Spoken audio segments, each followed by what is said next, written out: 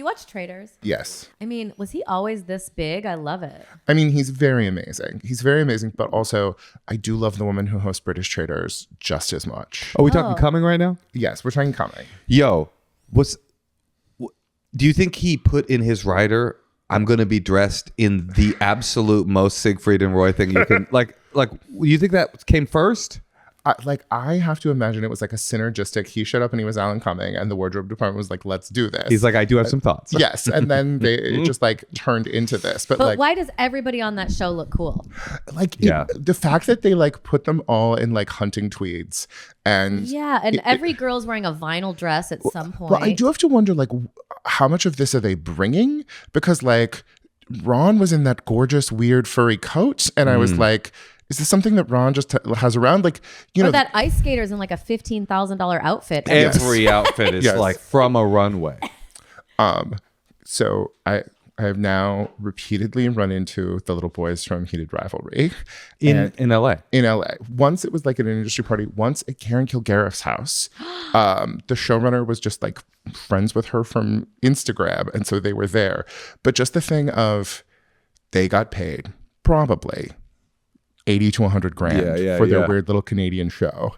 And now they have to show up everywhere looking immaculate and in a new outfit every time. But why don't they, We've started. You're tuned into the Endless Honeymoon podcast. We are already knee deep in gay gossip because Guy Branum is here.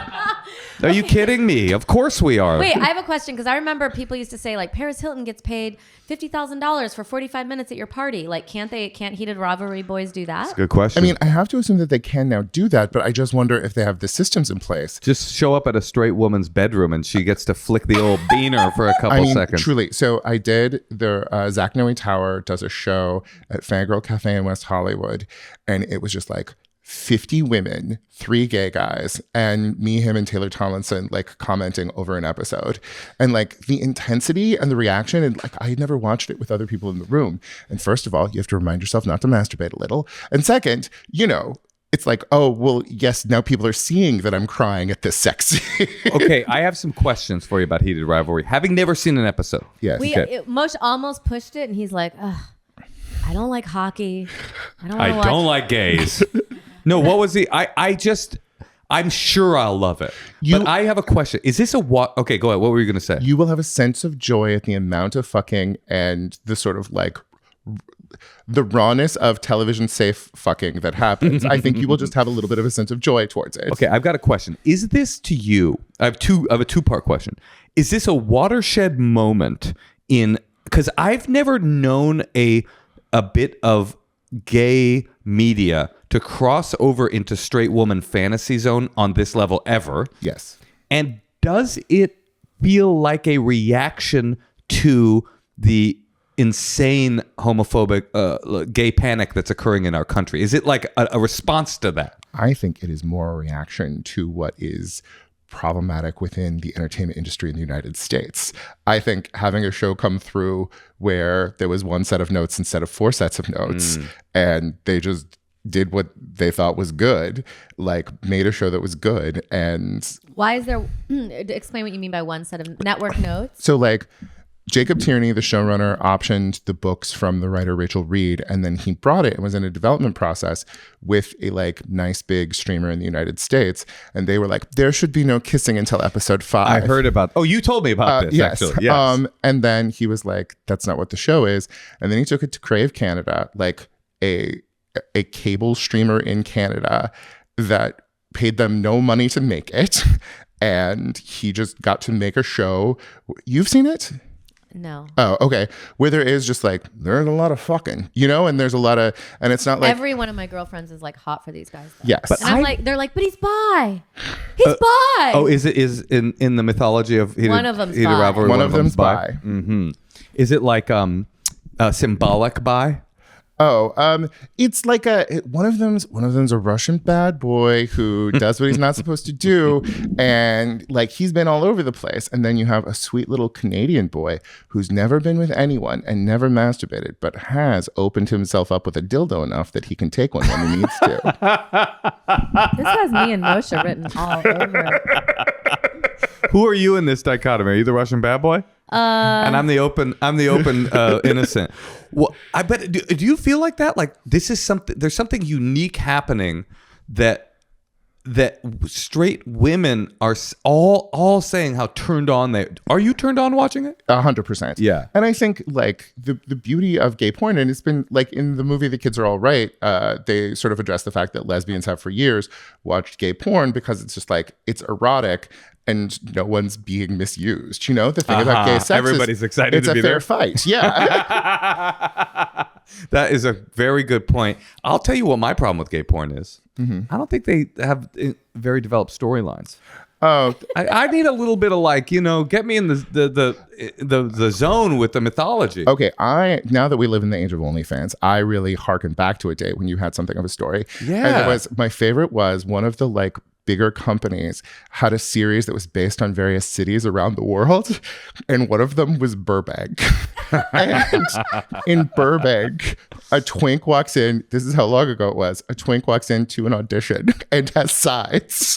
I love it. The large, like burly casting director is like, turn over. Yes. Wait, see, I thought you were going a different direction because I was like, that would be kind of cool to watch porn, but also learn like a fun fact about a country. Or like a word of the day. Yes. Oh, Like to edify the porn. We had on our podcast recently, Mr. Tony Hale, and the conversation around porn came up, and he said a thing that I think are on a lot of people's minds in America these days, which is that there's a porn epidemic, and that people are becoming addicted to it, and it is deadening the romantic sensibilities of young men.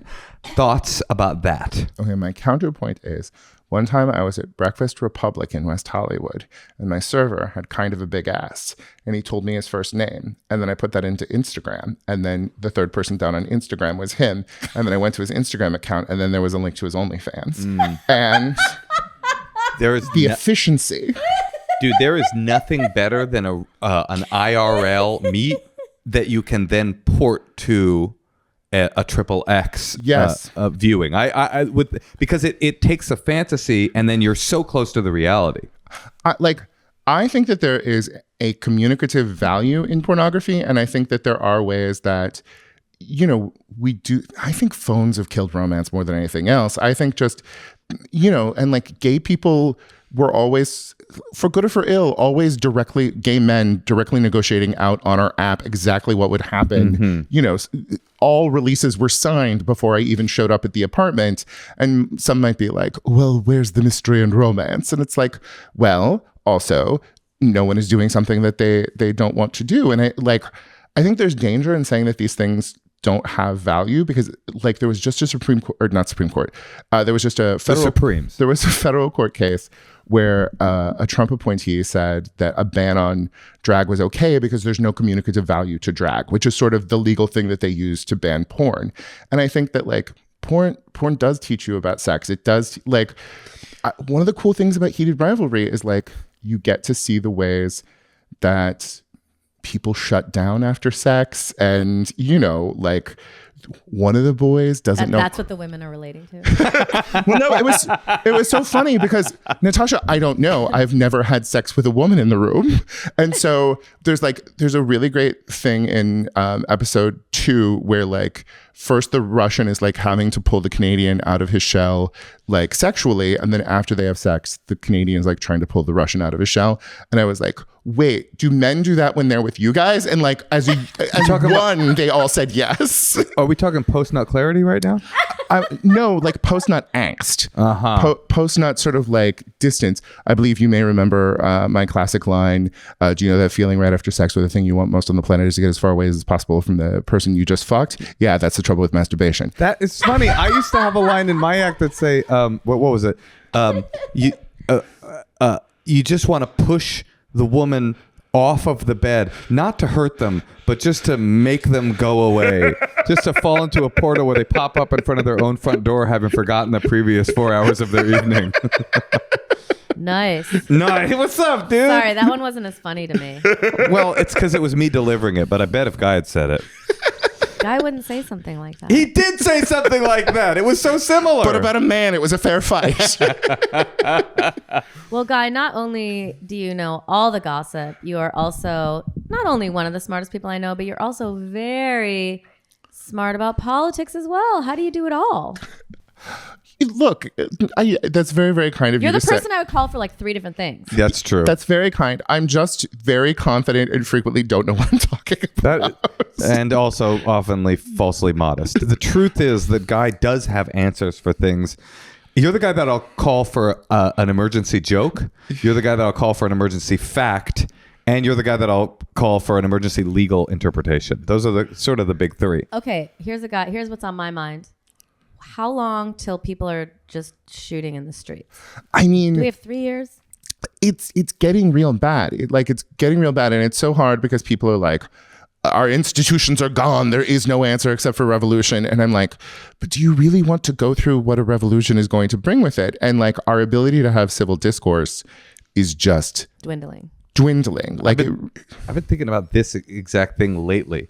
That revolution, everybody's like, these people are too soft for a revolution. Yeah. Right? That's like the common idea, like, Americans don't have it in them anymore. But the thing, you watch Iran and you watch what's happening in Minnesota, the thing about revolution is that it happens very slowly. I mean, it seems very quickly, but the steel with which you are down to fight in the streets happens, it happens slowly where you're getting so angry that you get to a point where you're like, fuck it, I'm willing to put my life, I'm down for revolution, I'm down to die in the streets. It's not about being soft. It's about being angry enough to say, fuck it, let's do it. Well, I mean, the thing I love about the Minnesotans is like, they're not in the streets because they think it is okay to enter this country in an undocumented fashion.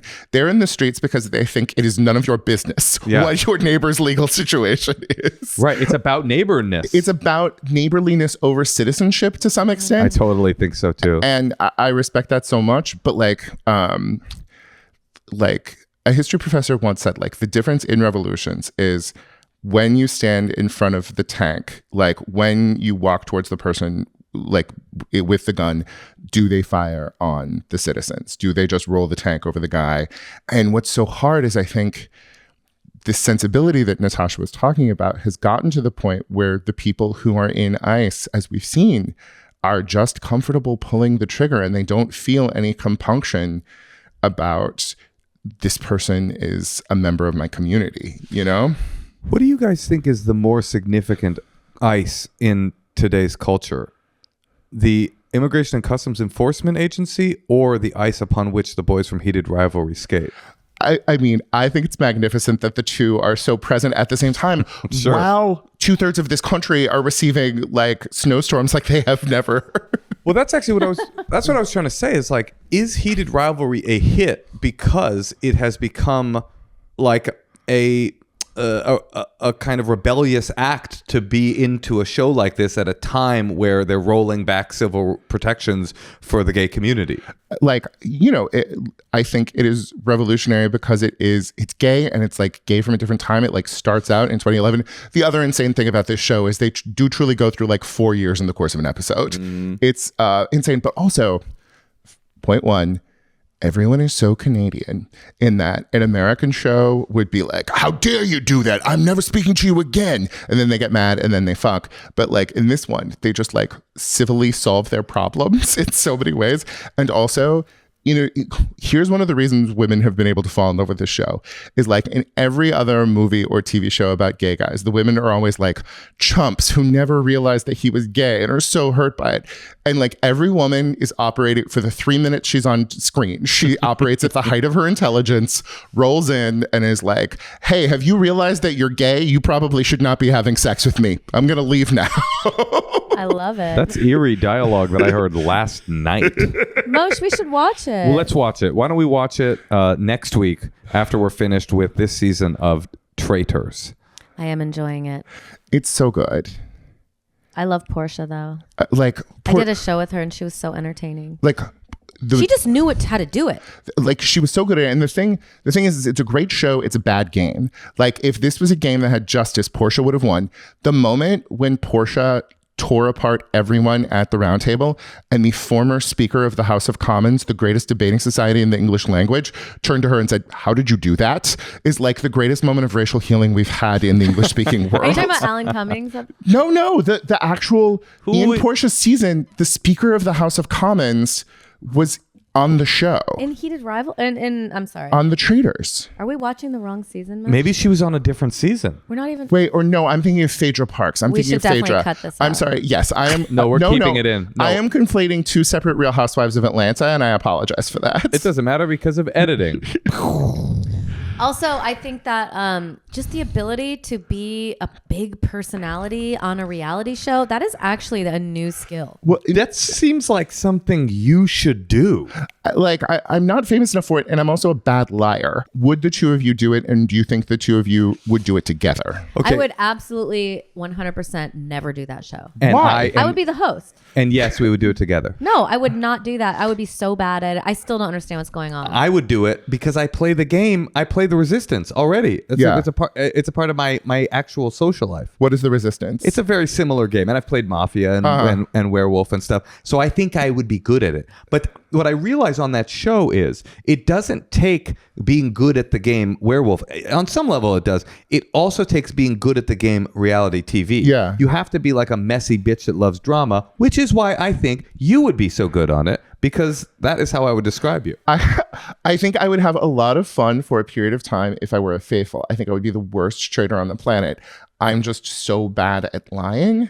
Being a traitor is hard. Being a traitor is hard, and the fact that you have to be like performing investigation and looking for people while you're doing it. I would be a good trader. It seems, I think you would. The thing is like, ultimately you're a very good actress, and I think that you would be good at it. But you know what else I like as an actress? I like to be on my mark. I like no one blocking my light. And like being like 4'11" in like a reality show with like 18 cast members. Some of whom are football players. I can never find. It's hard for me to like find my light, my physical space. My physical space. Like I always feel like I'm like being swallowed up. Improvisational blocking was something I never thought about that before. There are lots of good stills of Holly Hunter on the new Star Trek show, surrounded by men who are 6'9" and just like going like this the whole time. Have you watched the new Star Trek show? Yes. What do you think of the new Moshe's Star a Trek huge show? Trekkie. Okay. Are you? I am. He's watched everything. I can't deal with anything from the latest generation. Oh, you don't like Strange New Worlds? It didn't do for me what I wanted it to do. I loved it so much. I'm gonna try it again based on this. Because people like you said to people like me, it's what you want, and I went, and it's all too flashy. Everything's too shiny. People are too hot. Yeah, I mean, the fact that the new show is just like a straight up YA show, like I like that Star Trek is trying to pull young people into the world so that it can keep going, but that it was a straight up YA show was really weird to me. But like Strange New Worlds felt like the original series. They did a big body swap farce. They did a farce every season. All right, I'll we don't watch want to it. lose I'll all try the it. cool people, so let's. Well, we've done a lot of pop culture. Natasha, is there any sci-fi or fantasy that you enjoyed or appealed to you? Good question. I do like cli-fi. What is cli-fi? It's Clive Owen science fiction. That I would like to. He's cute. Actually, one of the great cli-fi classics of all time is a Clive Owen. I think I'm getting it right, which is Children of Men. Oh, I like things about the world ending. So it's like science fiction, but it's climate fiction. It's like when the climate, when everything goes bad. Because I also feel like it's also good for me to understand circumstances that I haven't thought of yet. Like, oh, I might need to do that. Oh, I might need to do that. Like it's helping my prepper brain. Did you watch Station 11? No. You would love Station 11. It was a like post-apocalyptic HBO series based on a book that I did not read. I read the book. But Station 11, I'll watch that. But it had like this beautiful sort of like, and we always need art kind of that's message nice. to it. I really love Octavia Butler. I've read Parable of the Sower, and I will say that Station 11 is unique in that the TV show is, in my opinion, better than the book. and that almost never happens. Why don't we watch it? Why did you watch it without me? Because I can't keep track of which science fiction things I you don't will like or zombies. won't like. I don't like anything fake. Zombies are I don't almost... like when Star Trek with all She that doesn't like gun hands. extra eyes that the guys have. What's your greatest science fiction of all time? What's your favorite? Oh, I mean, the thing is like I love Star Trek, but also a big Dune man. Dune man. Mad. I like the 1985 Dune. Here's like I do too. The new Dune brought me to a big cultural observation. I don't know if it's true or not, but I think good sci-fi must have some element of camp to it. My word, like the new Dune was in too good of taste. Mm-hmm. This is my problem with the new Star Trek. Everything camp feels forced at this point. And so everything is shiny. Everyone looks like they're from a mall. This is the issue. Star Trek Deep Space Nine, Star Trek Next Generation, it's like half of it is unwatchable. Yes. But the other half is the best thing you've ever seen. Yes, I did find myself, I haven't watched DS9 in a while, but I found myself The best. on the Trek wiki, just like going deep into the Bajoran conflict. Yeah. Just reflecting on it as an attempt to contemplate some political issues of our own time. I'm not kidding. The Bajoran conflict is incredibly similar to a lot of things in the news cycle this very instant. Yes. Study Bajor, understand Earth. That's what I've always said. All right, boys. Well, listen. We're so close to your divorce right now. I think we have someone waiting to talk to us. Waiting, nary in the wings. Well, okay, then I'm going to tell you something about after our next call that I needed to bring up. But yes, Natasha, take it away. Hey, Tosh. Yeah. Guess what? What? I got some bread for that ass. This episode of The Endless Honeymoon is brought to you by Wild Grain. Oh, I love Wild Grain. Wild Grain is the first bake from frozen subscription box for sourdough breads, artisanal pastries my daughter loves, and my favorite, fresh pasta. All items conveniently bake in 25 minutes or less. It's so good. It comes out of the oven like you just churned a bunch of dough, but they made it easy. And unlike many store-bought options, Wild Grain uses simple ingredients you can pronounce and a slow fermentation process that can be easier on your belly and richer in nutrients and antioxidants. There's no preservatives and no shortcuts. Wild Grain's boxes are fully customizable.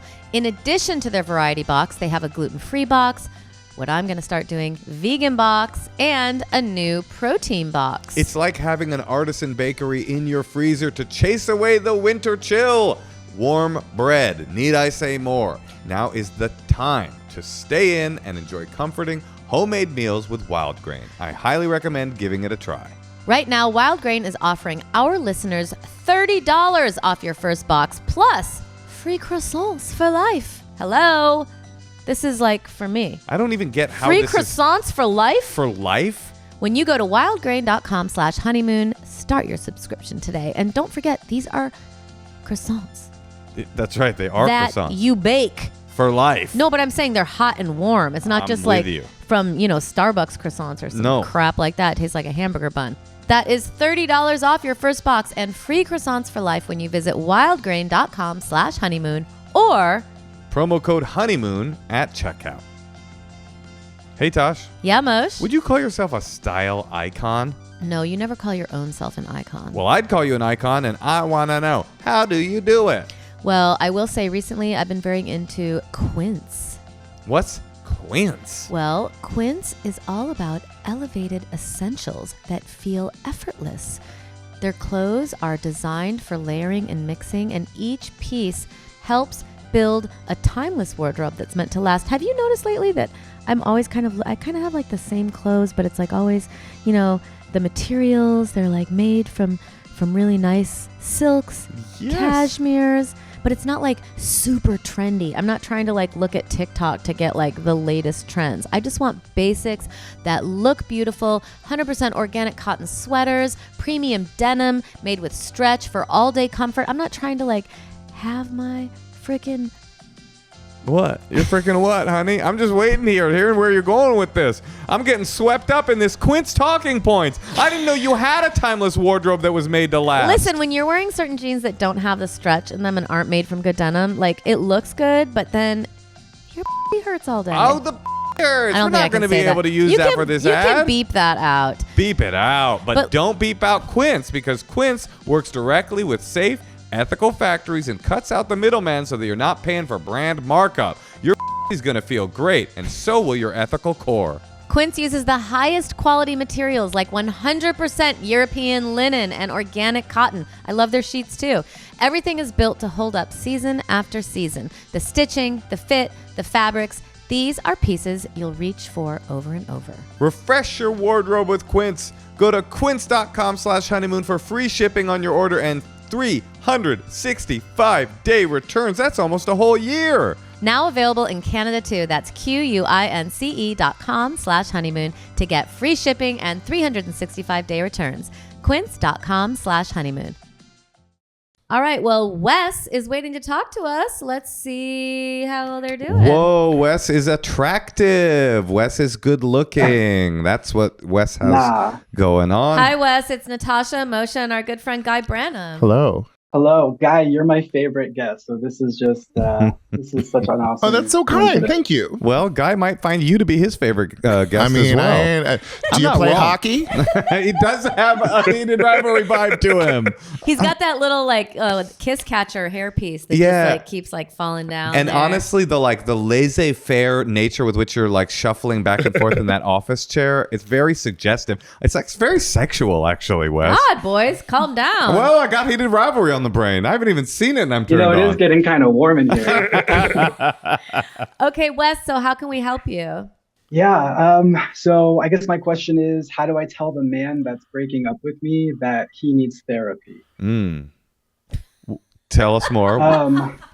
Yeah. And it's not because he's crazy. It's because he's actually, to everybody else, he's a really great guy. We live together in a house in Chicago. I put a ton of work into that house. Natasha, there's photos that you might like. Okay.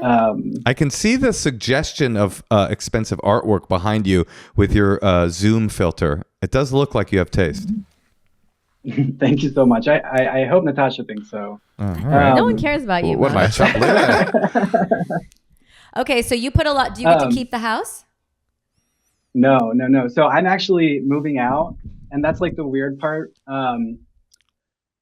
Because I put so much effort in it, a lot of my friends are saying, get equity, get a buyout, get all of this. But, I'm really just more worried about his health and actually the process of moving out. Why are you worried about his health? He's not going to be your boyfriend anymore. Well, so we were together for 5 years, and in gay time, that's 10, or 15. So we're basically common law. But so he's a really good guy. He actually works for a company that brings healthcare to Chicago's most underserved. And he's literally improved the lives of 100,000 people a year. It's not that many. Kind of a thing. No, keep going. Yeah, those are rookie numbers.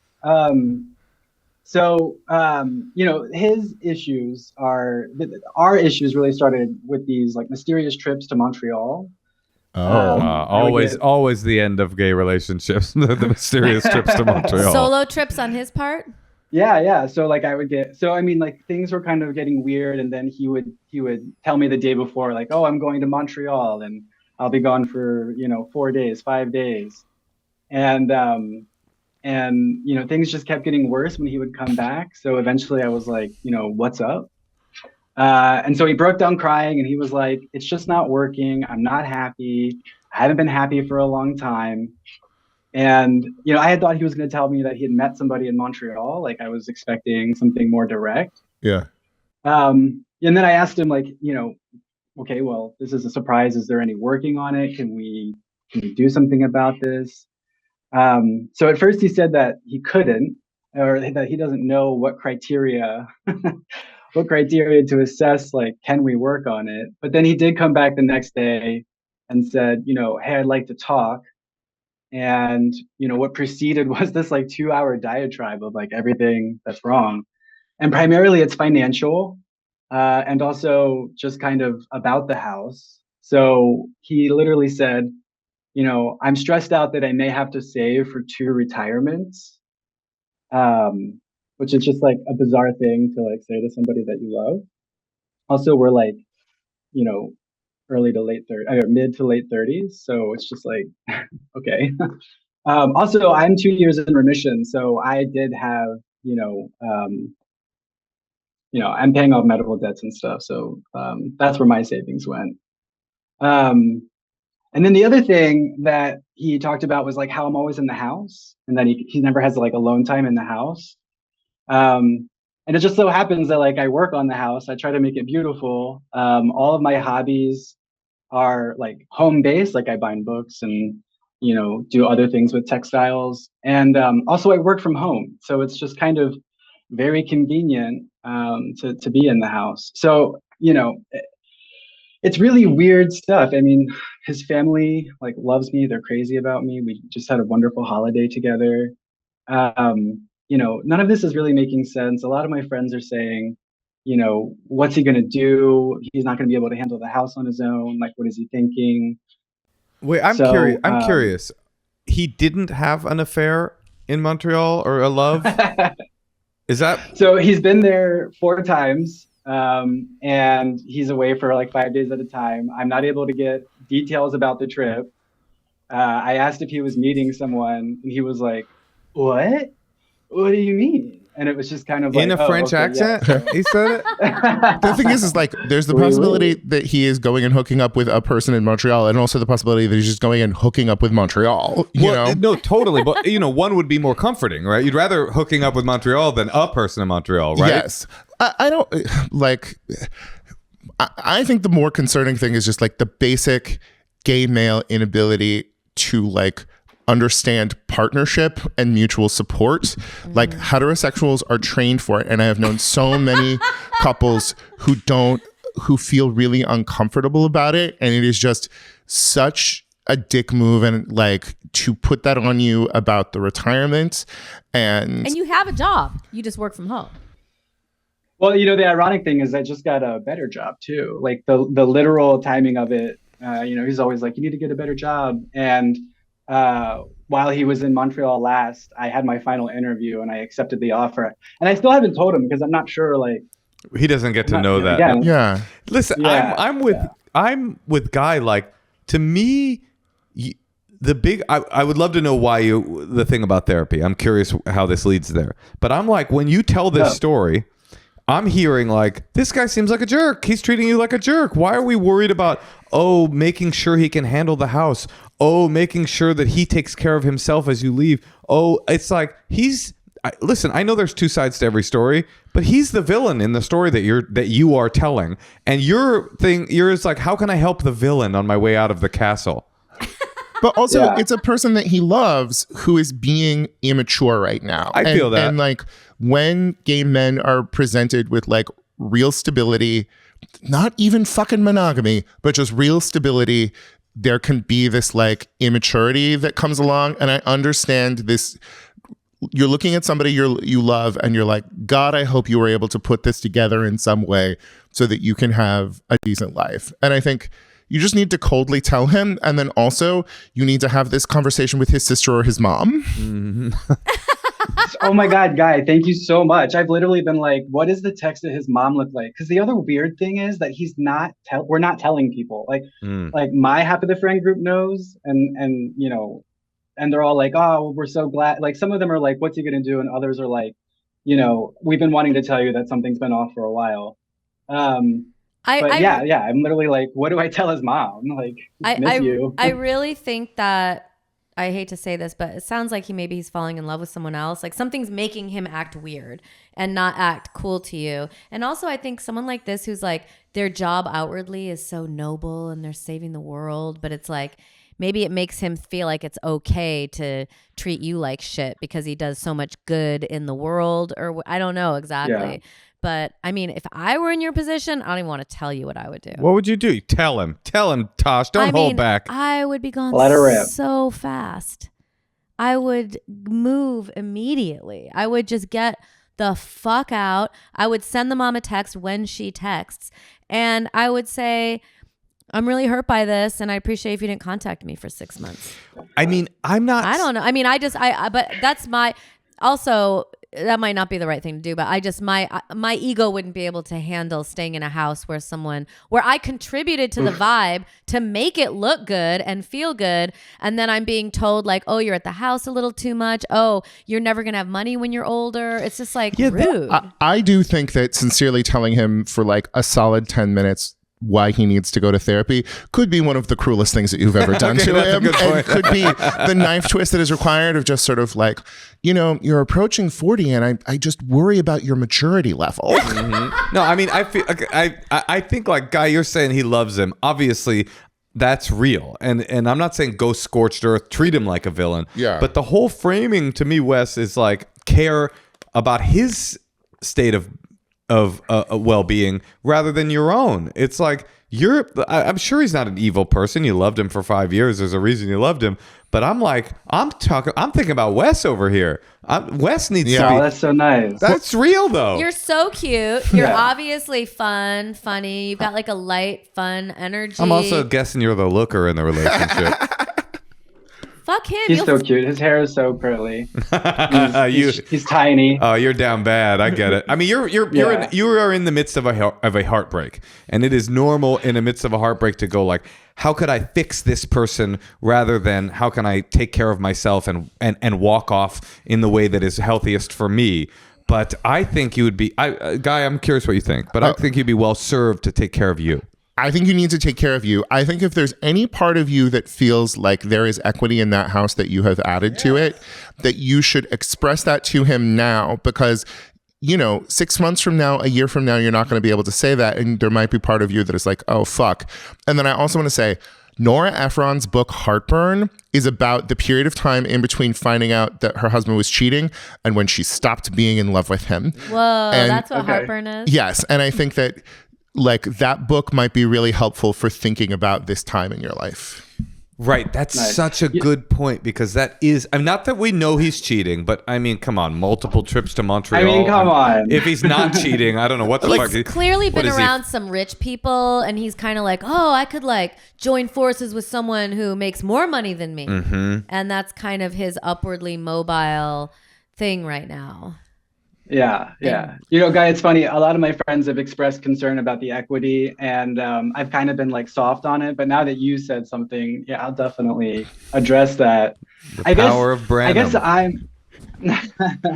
I guess the thing is like, before, so in the early part of our relationship, he was very anxious. He like couldn't like read the news without getting stressed out because like all the evil things were just really tearing him up. And eventually I was like, hey, you should, consider something medicinal, to help you with this. And so it's been about a year since he's been on it. And honestly, I feel like that was a Band-Aid for a situation that is so much like it's actually kind of maybe making it worse now because he's detached and he's not. Are you talking about weed? Are you talking about weed or like antidepressants? Like an antidepressant. Yeah. I've never heard an antidepressant described as something medicinal. That's a first for me. I'm like, oh, you went to Montreal for the ayahuasca retreat. So you feel like he's a little emotionally dampened from the. To me, what I hear with all this, Wes, is you're negotiating. You're negotiating with a phantom, right? It's like, oh, maybe he's on this drug is making him emotionally blah, blah, blah. Oh, maybe he needs therapy. You're trying to negotiate with somebody that is just in reality being mean to you and ending the relationship. I'm not saying you couldn't salvage a relationship. You might be able to salvage it, but not through fantasy. The thing is he's being absent. He's not doing the work or giving you what you deserve. And like, it's hard, but you have to go take care of yourself and focus on yourself. And the thing is like, when he's off on his little journey, let's hope and pray that he's smart enough to figure out what he had. But you can't cling to that, and you have to go out. Your eye skin is currently still amazing, and you have to grab hold of that and do what you can with that in Chicago. Let's be honest, a dry town, a cold, dry town. It's a cold and dry town. Wait, why'd you have to bring up our eyes into all this, Guy? Because it is a fleeting commodity. That's true. Are you talking about above eye skin or under eye skin? Great question. To me, it's always like here. Okay, mine's good here. I wish I had moisturized better when I was younger. We all should moisturize. We should all be like, I mean, this is the reality, Wes. You're good looking. You just got a fucking really good job. You've been through some shit and you came out of it healthy on the other end. Like, you have an aesthetic eye. You remodeled the place. You care deeply. You love deeply. You're a catch. And you love him. I mean, I know it's easier said than done to go, you're a catch, move on. He doesn't know what he's missing. Obviously, you're in deep heartbreak, but you are a catch and you should focus on that. And like, I have seen this happen to a couple, like people your age or a little bit older, some guys I know who got married, and then one of the partners does this, just sort of like goes cold, pulls away. And I think we're not trained as men and as gay men to think about taking care of a relationship. And some of us, like you, are really good at it.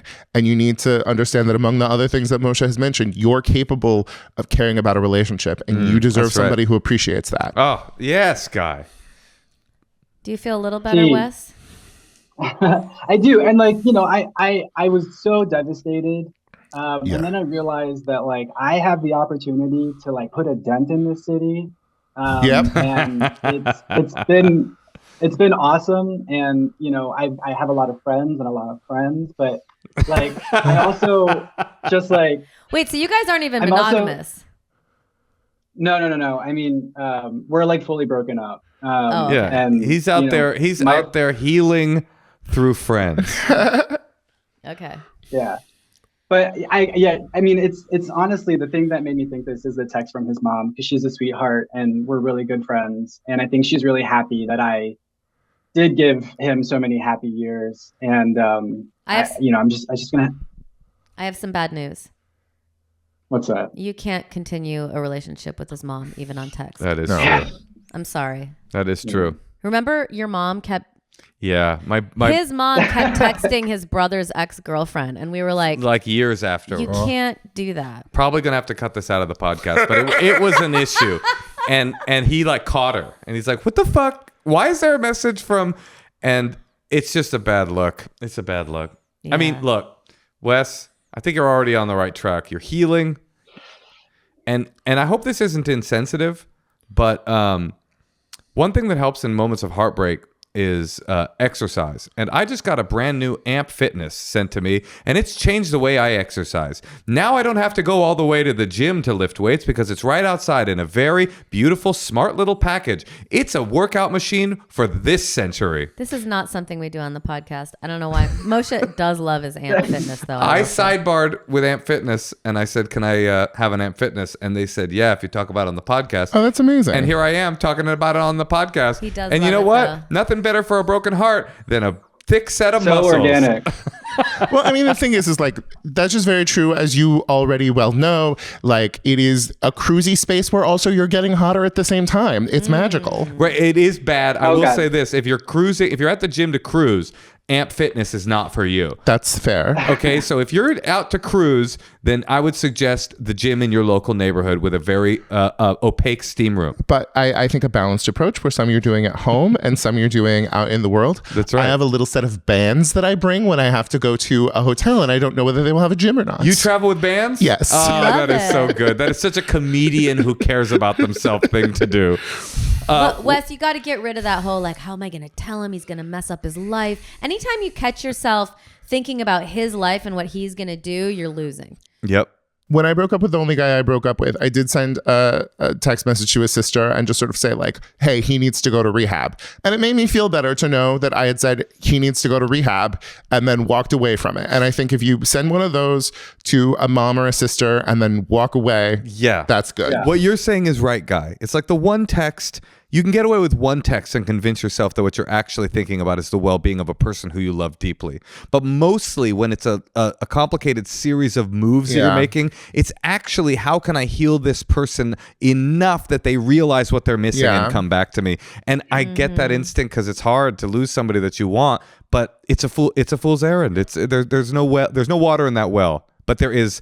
Yeah, I want him fully cognizant when he realizes how regretful he should be. Oh, that fantasy of them regretting leaving you. Oh, it's so tantalizing. And he will. He will, Wes. He's eating poutine. He's fucking this dude. Yeah. They meet every third Wednesday. And he smells the reality of a Montreal-based circus performer. You know what I mean? Like, it was all nice when I was coming to visit 4 times a year, but now I live with this fucking... Well, Wes and his new boyfriend are in a condo that has been renovated to its very bones. Oh, yes. A smartly renovated condo. All right, Wes. Good luck out there. Good luck. You're a catch. Yeah. Love you guys. Love you too. This has been amazing. Bye. Have a great night. Bye. Oh, Wes. He was like as cute as like any boy in Hollywood. Yes. Yeah. He could like be on TV. It does make you shudder, doesn't it, when you think about that there are people that look like that in Chicago? I know. What are they doing? Well, no, what are they wasting their lives for? The real tragedy of the last like 5 to 7 years in gay world is that suddenly these like computer programmers and anesthesiologists from San Antonio were like as famous on like Instagram, right? But then they all started moving here. Right. Wait, because they're attractive. Well, they start making videos of their so if you're like anesthesia. a hot anything. Oh, but Yes. now they're infiltrating.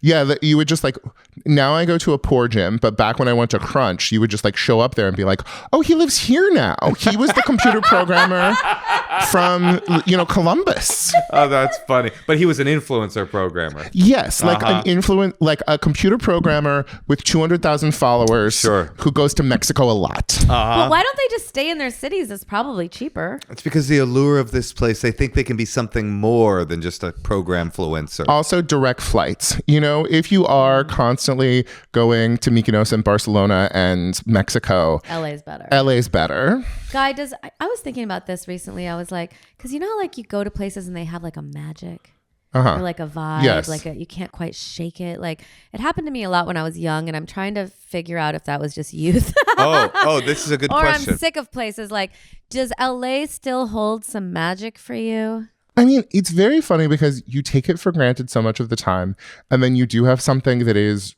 ridiculous that happens, and it is very charming. Or after like a run of bad weather, you just get one of those days and it's a goddamn LA day. Yeah. Yesterday, a new bakery opened up by my house and I got an iced coffee there.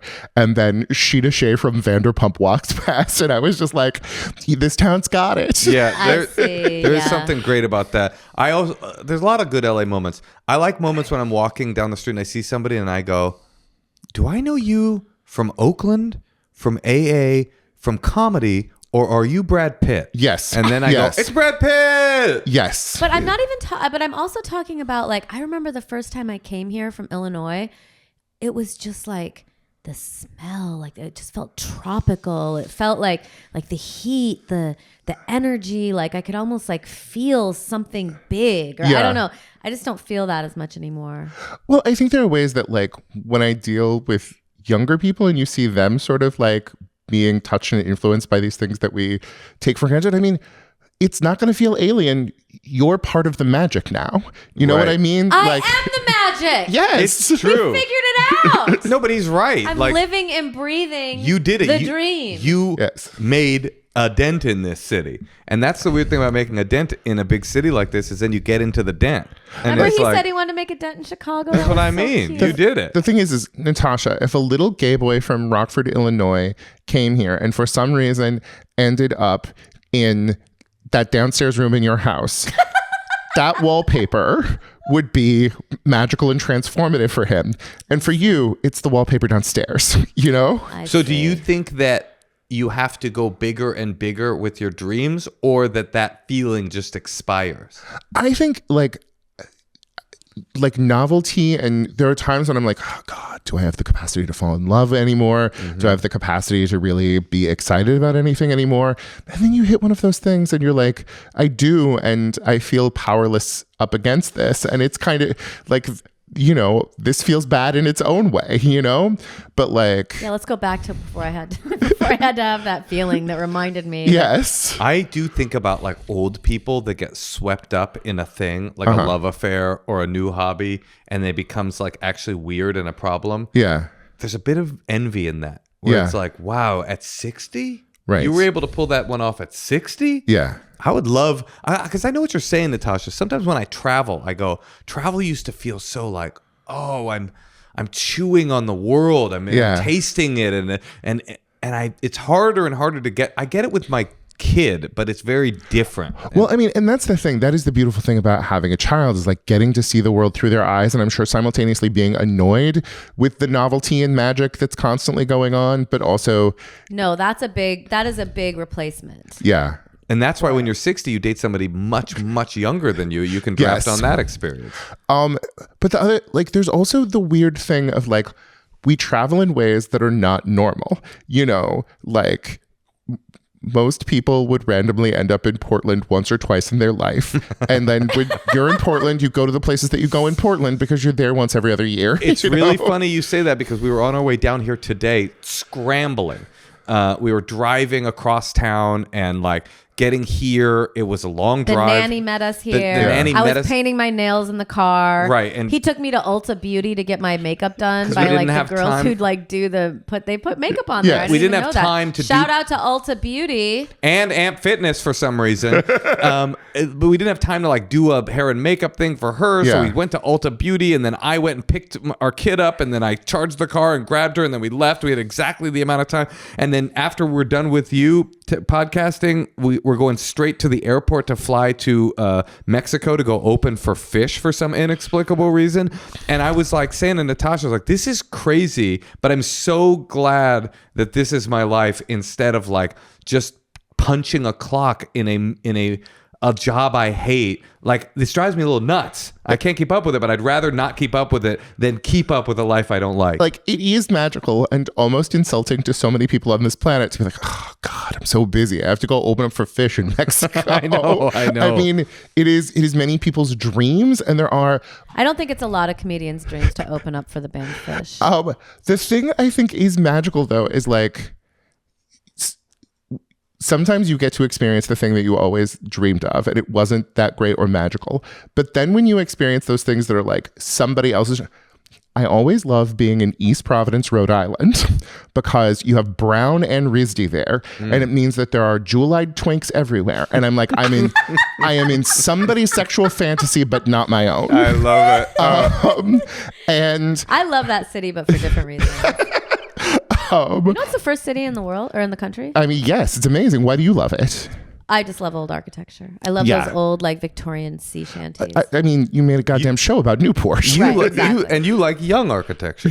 You like young archetypes, if I'm not mistaken. No, but I'll never forget, like when we were shooting Another Period, Guy, you wrote on the show. You were so great. Moshe, you wrote on the show too. Oh, fucking come on. Everyone knows that, but I'm saying... Liver City over here. But when I was shooting the show, I wasn't really aware that it was like such a cool job, and I would walk to work with my dog and my husband-to-be, and everyone in the writing staff I loved, and everyone who would come perform was like a good friend, and everything was just so easy, and like it was so ideal, and I didn't appreciate it when it was happening. And so now with my daughter, when sometimes I'm frustrated about things or whatever, I try to just appreciate this time where like I'm her best friend and she thinks I'm so cool and like we have so much fun together. I'm just trying to like appreciate that a little bit. That's what I was sort of getting at, is like being present in gratitude, even though it's harder for the world to feel sparkly as you get older, being present in gratitude for the life you've built for yourself, because it is an unusual and cool life. And there are ways that it can feel, just like even with the travel that you guys are talking about, it can feel like unsettling to have these things going in so many different directions. And then you're like, but these are cool. I do have to say, the first time I took my niece to New York, she was 14 years old, and we were walking down Broadway, and she saw Times Square from a distance, and her face lit up. Aww. And she was just like, what is that? That's amazing. And then truly, by the time we had walked 2/3 of the way through Times Square, she said, I could never go here again, and I would be okay with that. Now that is watching someone blossom into an adult in real time. Yes. Okay. Hey, Tosh. Yeah, Moshe. You know, we just started giving our kid an allowance, and it's time for us to start thinking about financial literacy as it pertains to her little butt. I know. And you know what? I am sick of carrying around all this cash. I have actual yen in my pockets I haven't been able to get rid of since we were in Japan. This is so outdated. Is there something else we can be doing? Well, yeah, there certainly is, and it's something that we could be teaching our child. And it's all about the most important lesson of child rearing, downloading Cash App. Cash App is designed to meet teens aged 13 to 17 where they are. Thankfully, our child is not there yet. But it's got intuitive educational tools that will teach them how to make payments in a way that feels responsible. Available through sponsorship by an eligible parent or guardian, so you got to be involved in this. Your teen will gain access to a personalized Cash App card that comes in different colors and patterns to fit their style, and the ability to instantly access money from family or friends. Cash App makes managing money feel easier and honestly a little cooler than the other options out there. It's basically teaching your kids how to deal with money while you're still having one eye on what they're up to. The platform also has tools that can help teens develop real-world financial habits in a space that's safe and easy to navigate, all with your oversight and approval. If your teen is getting their first job, Cash App can get them access to their paychecks up to 2 days early and can help them achieve personalized savings goals that they can set themselves all within the app. With Cash App, these tools become something they'll actually want to use because it's online. And it was designed with them in mind. Finally, nobody wants unnecessary surprises, and with Cash App, there are no monthly fees, no minimum balance requirements, and no hidden charges when sending or receiving money. With the Cash App card, you and your teen's balances receive 24/7 fraud monitoring, and if something ever feels off, you have the ability to lock their card right away from your phone with just one tap. Skip the stress and give your teen a way to learn financial responsibility with no hidden fees. Download Cash App and get started today. For a limited time, new Cash App customers can earn $10 if they use the code FAMILY10 in their profile at sign up and send $5 to a friend within 14 days. Terms apply. Cash App is a financial services platform, not a bank. Banking services provided by Cash App's bank partners. Prepaid debit cards issued by Sutton Bank, member FDIC. Direct deposit and promotions provided by Cash App, a Block Inc. brand. Visit cash.app/legal/podcast for full disclosures. Hey, Tosh. Yeah, Moshe? Are you worried about impending death? Always. It's something I think about a lot as a professional hypochondriac, and I have always felt that if there was a way for me to know what's happening in my body without having to worry about it, I would take advantage of that, and thank God there's Function.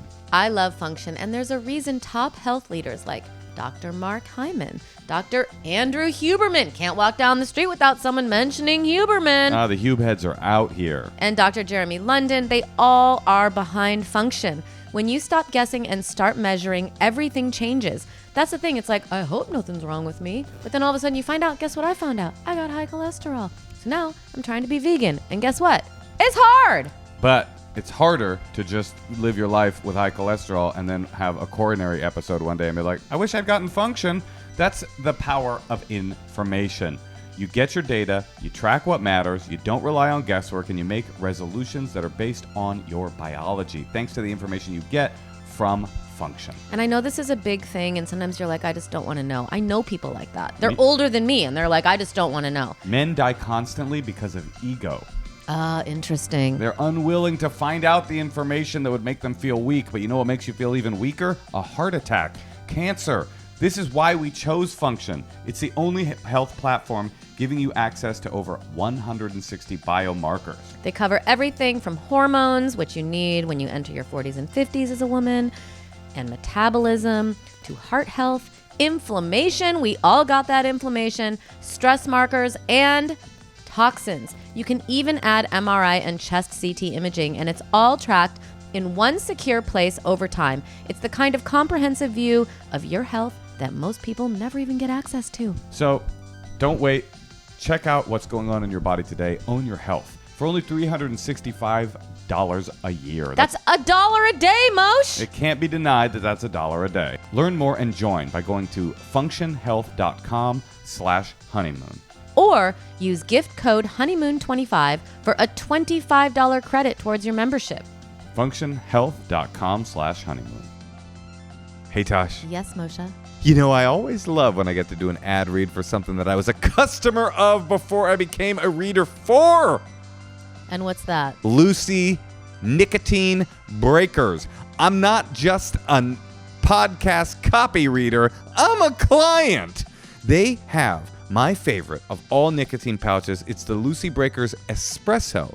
I love it because it's got a little capsule inside of each pouch that you crack open, and it releases a boost of extra flavor and hydration. Wait, I didn't know that there little was, thing has hydration I in did it? not know there was hydration until this moment. I knew the flavor was there. Hydration? I want you to get a breaker. If you are a user of the other brands, try a Lucy's Breakers because they are so freaking delicious. You can set yourself up with a subscription and have Lucy delivered straight to your door. I mean, I use Lucy every day. Espresso, 8 milligram. Pop it in the old Lipperoo. Crack it on open. You do 2 at a time sometimes. Sometimes I'll do 2. That's double Lucy, baby. Lucy's the only pouch that gives you long-lasting flavor whenever you need it. Get 20% off your first order when you buy online with code HONEYMOON.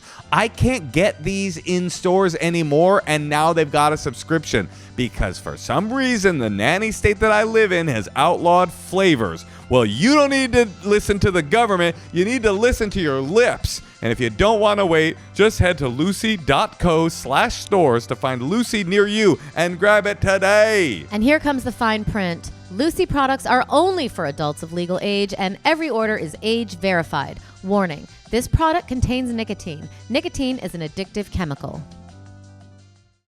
All right, Guy, we have this other portion. You might remember it. We're going to listen to some people's deep, dark secrets and then tell them how gross they are or make fun of them or support envy them. It's really up to you. Support them. All right, let's hear it.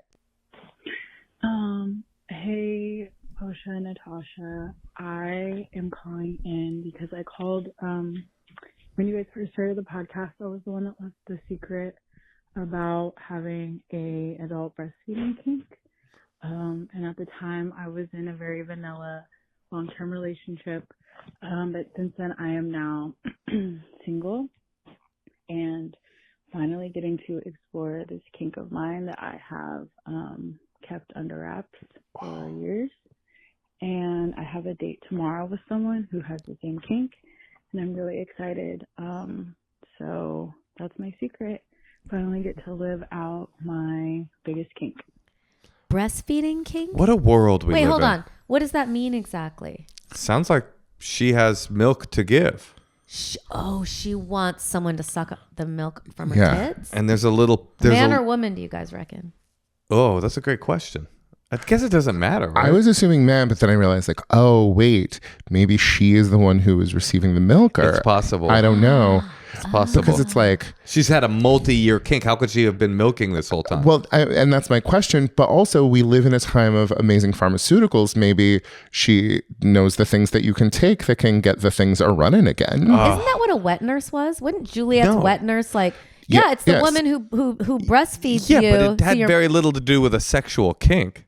Oh, no, I know, but I'm saying if you didn't give birth recently, you can still get the milk going. She would just stay milking. As long as it keeps going, I think it keeps going. It goes forever if you've got enough horny men lined up to suckle upon your bodice. I wonder if this is the first time she's going public into the dating pool with this kink. Oh, I think it is. I think it's the first time I feel like she's going to be like, that was not what I wanted. I don't know. It's if it's your deep kink that you know about and have thought about. The thing is like, I feel like trying to humor someone else's kink can feel like the most boring thing on the planet. But when you actually get to participate in your own kink, when you actually find the right overlap, it's like, this is magical. Yeah, I what a world we live in that not only does this exist, eroticized breast milk play, but that somehow the internet was invented and you can find someone that's a milkin ready to give you that supple white gold. Also, at a point in time when everybody is paying $1,000 a month to keep themselves trim and thin, having a way of just getting rid of an extra 300 to 800 calories. Very exciting. I'm curious about something. Is breast milk from a consensual sex partner vegan? Great question. Any thoughts? I think it is actually. Right, because it's from a mammal. Well, no, veganism is not. Yeah, veganism is like anything from an animal you can't eat. Right, but a lot of it has to do cheese, milk, meat with animal rights and consent. And if a person, an adult person, is saying, I give of you this milk, then are you violating anything? And breast milk is kosher, right? I got to assume it is. Yes. Of course it is. Yes. Yeah, or there wouldn't be any Jews. They'd all die in the crib. All right, this is hot. I'm happy for you. I don't think it's hot. Well, it's not hot, but it's hot that someone's getting their hot need met, you know? Yeah. She's probably attractive and the person's like, oh yeah, sure, I'll suck on your tits. So the milk comes out. I do have a feeling now the guy pointed it out that she's drinking the milk. Because she said for many years she's had this kink and she was in a vanilla relationship. There's no way that her titty was producing But the I milk. also think that we live at a point in time when if you know enough about this stuff, you can like pop some oxytocin, pop some prolactin. Is that real? I don't know. You can just you know that men can breastfeed? Tell me more. I mean, I'm sorry, not breastfeed. Men can produce like a drop of milk. The guy, It's true. The guy I lost my virginity to, he could do that. That's what I'm saying. You saw him do it? No, he just told me that he could do it. Oh, he might have been a liar. Oh, Honestly, he might have been a liar. Amazing. All right, let's hear. That's a good secret. Before we go, what are your two biggest secret kinks that you've never told anybody? I'm not telling you. Fine, let's play another secret. Moshe, my biggest kink is mentioned in my solo show, Be Fruitful, part of Netflix's A Joke Festival on May 9th. Oh, very I saw nice. Be Fruitful. It was so good. I'm so happy you're doing it for Netflix. Thank you so much for Dude, coming. I saw Be Fruitful too. It's a fantastic piece of work. And when I left, I felt pumped up. You know what else made me feel pumped up is my new Amp Fitness. It's a very sleek machine. It's got the design of a Scandinavian architect, but with the results of a Gold's Gym. See Be Fruitful at the Netflix is a Joke Festival on May 9th. May 9th. And I just want to say I do love architectural equipment that does feel like Danish modern furniture. it is like that. Like- It's a good looking machine. I went on Craigslist Marketplace or Facebook Marketplace and like was looking at the fancy rowing machines that are like wooden stuff, and I was like, maybe I get one of these, and then it's like, no. I had this obsession there was an exercise machine that claimed it could work you out in 3 minutes, and it was like $180,000, and I was like, I'm gonna fly to some city where they have one at a gym just to see. Anyway, I never did it, but you know what? I don't need to because I got my brand new Amp Fitness that pairs well with Be Fruitful at Netflix is a Joke.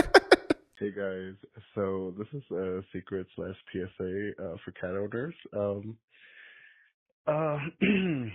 In February, me and my ex's cat died, and now we're broken up.